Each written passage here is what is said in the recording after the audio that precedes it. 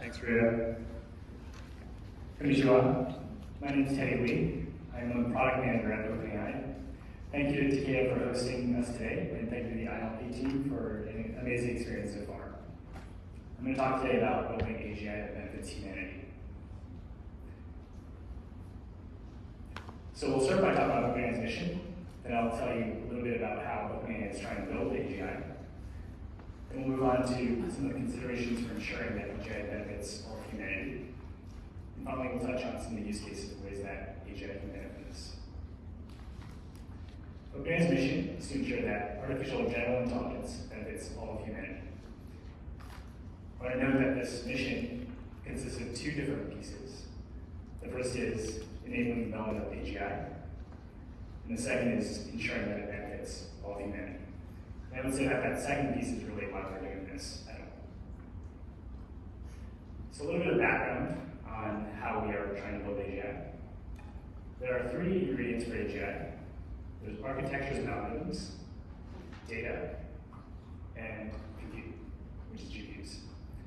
And one thing to make note here is that the way that we make improvements, so going from a GPT-2 to a GPT-3 to a GPT-4, you may see significant improvements.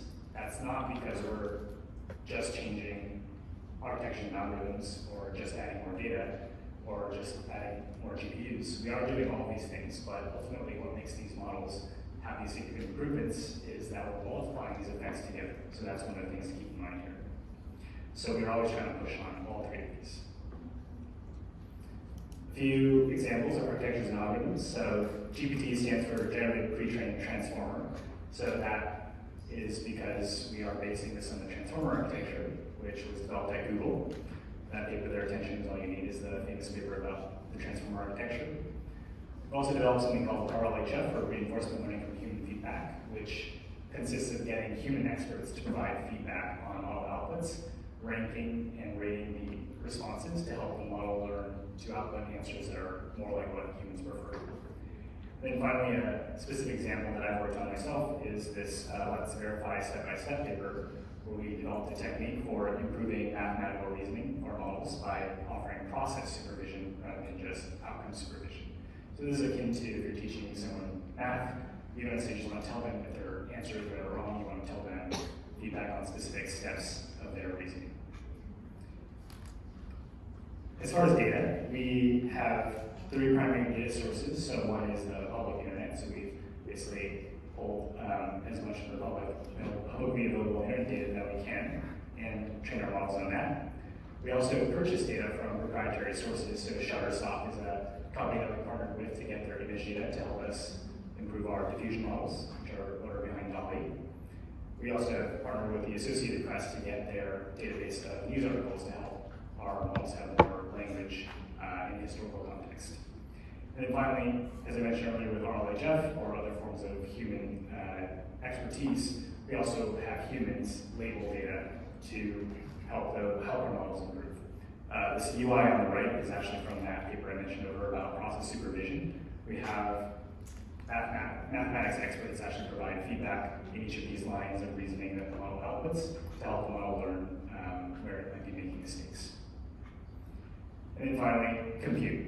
So this is GPUs. You may have heard about how a lot of these companies building LLMs are trying to buy GPUs. That's because we've discovered, as AI researcher Rich Sutton writes here, the biggest lesson that can be read from 70 years of AI research is that general methods that leverage computation are ultimately the most effective and by a large margin.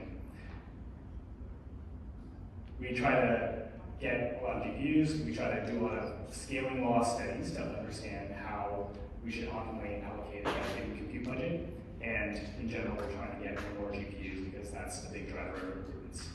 GPUs are used for both training our models and also when you use ChatGPT for inference, so running the actual model. Also note here that OpenAI has recently announced that we're going to be spending 20% of our compute that we've secured so far towards solving the line of superintelligence. So we're also trying to turn that into a problem that can be solved by applying additional computation because we've seen that that works. Moving on to ensuring benefits for all of humanity. So I want to first acknowledge there's a a lot of questions to ensure that we're benefiting humanity. There's economic ones, there are political ones, there are ones related to misuse and abuse, and there are ones related to alignment. For example, on the economic side, what will be the impact of AGI and near AGI on the job markets? On the political front, who gets to decide what these models say and how they say it? On the misuse front, how do we deal with people who are using these models for cyber attacks, creating disinformation campaigns? And for alignment, when these models become smarter than humans, potentially way smarter than humans, how do we still ensure that they do what humans want them to do and don't destroy humanity?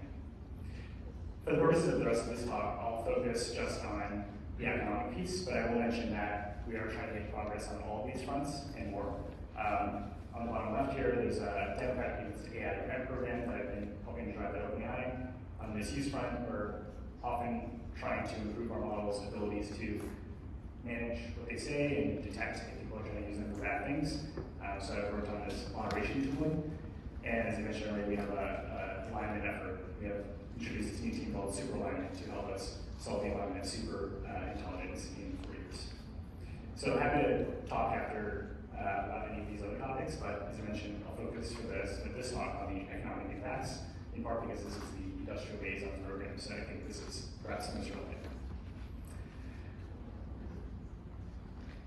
The McKinsey study mentioned on the left estimates that generative AI might have an impact globally of $4.4 trillion, and a research paper that OpenAI has done explains that GPTs are general purpose technologies, and one of the quotes from the abstract states that our findings indicate that approximately 80% of the US workforce could have at least 10% of the work tasks affected by the introduction of GPTs, while around 19% of workers may see at least 50% of their tasks impacted. So at the end of the day, there will be a lot of value created. There will also be a lot of people whose work tasks are impacted. Impacted can mean a number of things. It can mean that they're replaced entirely. It can mean that they're using these generative AI tools. It can mean that there are new tasks that they're going to be doing because they can now with the generative AI. So it's a little bit of a mixed bag in terms of what that really means. But one thing's for sure, it's going to impact jobs. So the key question here is, will generative AI, will it complement or will it commodify expertise? So the starting point here, as Professor David Autor of the MIT Economics Department argues, is that what drives economic value in labor markets is expertise. If you're an air traffic controller versus a crossing guard, you'll probably make 4 or 5 times as much money because you have a higher level of expertise. There's more kind of certifications and training that you need to get to be able to do what's arguably a very similar job because there's more expertise involved in the air traffic controller job. We've seen that a lot of tools augment the value of human labor. The hammer, the stethoscope, or air traffic control radar are all about humans become more valuable in labor markets. But that's not always the case. So a simple example is a taxi driver versus a civilian with Google Maps. It used to be the case that taxi drivers around the world were really experts, and the people who were experts about local traffic and routes would be able to offer a better experience for passengers. But nowadays, I would argue that I'm probably better than any cab driver with Google Maps if that person doesn't have Google Maps. And if they do, it probably pretty similar. They're just going to follow what Google Maps suggests, and it has real-time data. So the concern here is that AI could commodify expertise and drive down wages, but the potential is that AI could enable less expert workers to perform more expert tasks and open up the value of those tasks to a lot more people. So what is the actual kind of situation in the world? So actually, a lot of the wealthier countries are seeing pretty high employment rates. So this chart shows all the OECD countries, and all the blue bars here, including Japan, are actually seeing close to record high employment rates. So there's almost not enough people to fill the jobs that are available. Another trend we're seeing, again, definitely here in Japan, is an aging population. So the working age population is going to decline steeply in the majority of the OECD countries over the next 4 decades, and Japan currently has one of the oldest populations. So this is one specific set of trends where I think generative AI may be able to help. And in fact, Yokosuka has decided to try out ChatGPT for some administrative duties in their offices, and one of the reasons cited is because they're seeing a reduced supply of workers due to aging workforce. So ultimately the question is, will AI complement or commodify expertise?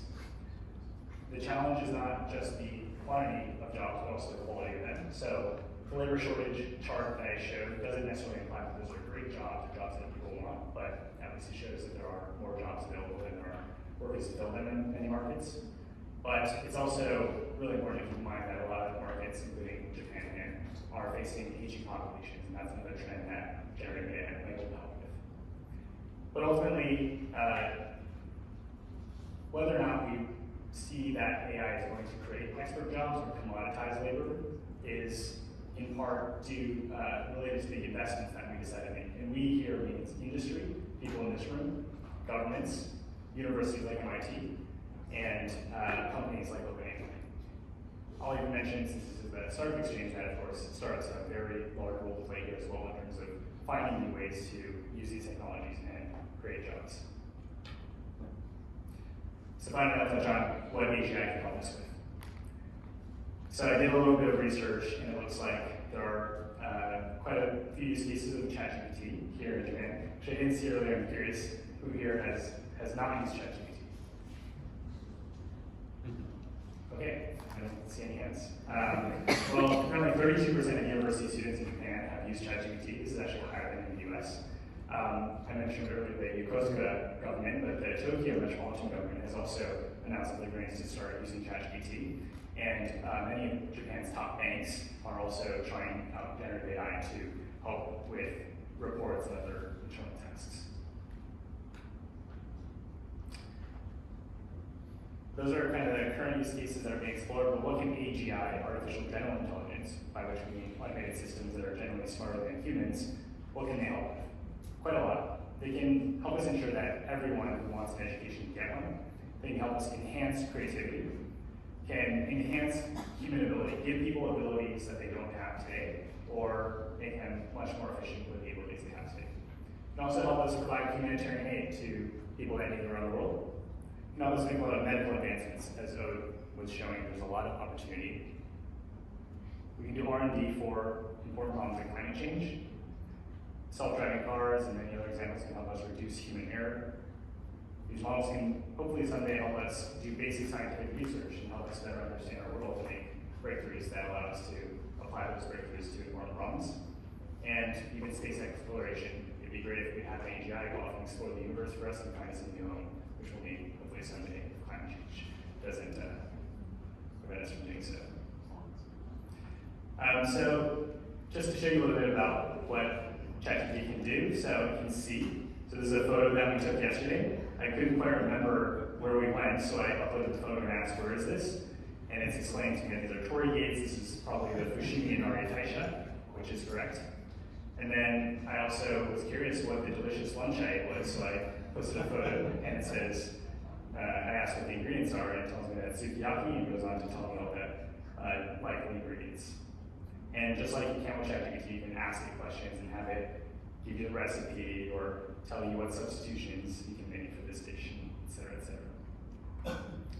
On the point about enhancing human ability, so I did study engineering, but unfortunately I'm quite rusty, but it was as simple as asking ChatGPT, please code me a web page with a ball bouncing around the edges of the screen, putting that code into a file and then running it, and here we go.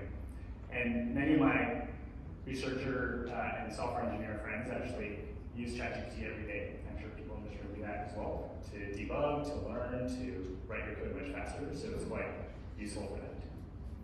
And then finally, on the point about enhancing creativity, so all the images, many of the images you've seen in this presentation are actually drawn by Dolly. So if you're asked, can you draw me an image of AGI helping humanity into ChatGPT? ChatGPT writes me a bunch of really elaborate prompts and generates a few images that look pretty good. And finally, I mentioned that all this is ChatGPT that I'm showing you, but OpenAI does have an API, and we actually want users and companies to build things like ChatGPT, but tailored to other use cases. So our goal is to actually unlock that potential and A lot of people like ChatGPT, but if you want to just build something else that is as capable as ChatGPT for a specific use case, that is what the API is for. And finally, I'll end with a quote from Professor David Autor: "Ask not what AI will do to us, but what we want AI to do for us." At the end of the day, I'm very excited about AGI. I'm very excited about all the different AI applications that people in this room are thinking about, and I think that's going to potentially create a very bright future for us all. So please be optimistic and keep building. Thank you.